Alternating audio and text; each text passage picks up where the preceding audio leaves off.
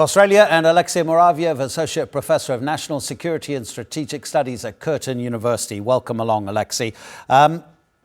It seems as if nuclear deterrence may work because generally you don't get nuclear-armed countries going to war against each other.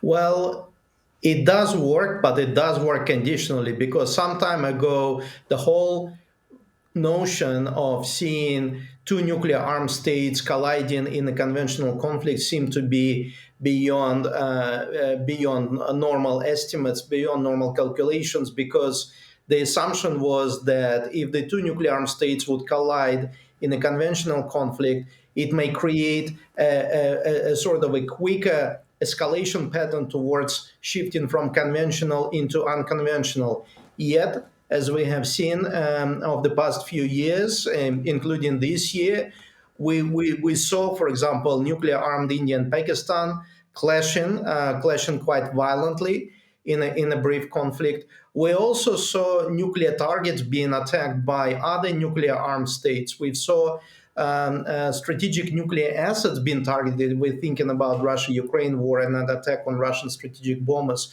So we've seen a lot of sort of no-go areas being compromised, and yet nuclear deterrence seems to continue to work to that in a way that it continues to contain the scale and the ferocity of violence.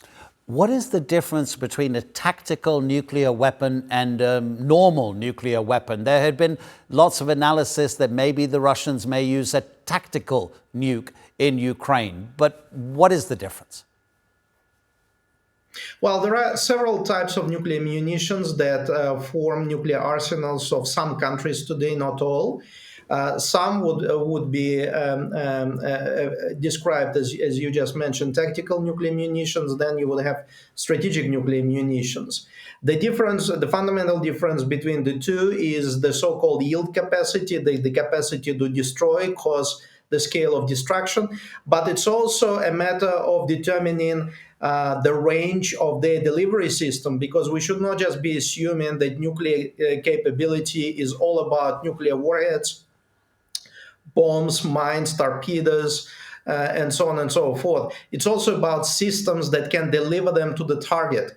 And the range of those systems would also determine the classification of a nuclear weapon, whether it's tactical or strategic. So obviously the higher range, the higher ranking of a nuclear weapon is, the more destruction it can cause at the longer range away from its launch position to where the target is.